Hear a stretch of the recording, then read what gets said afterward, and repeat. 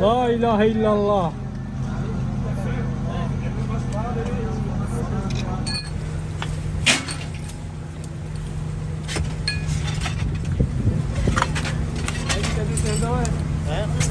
Hanım var öyle.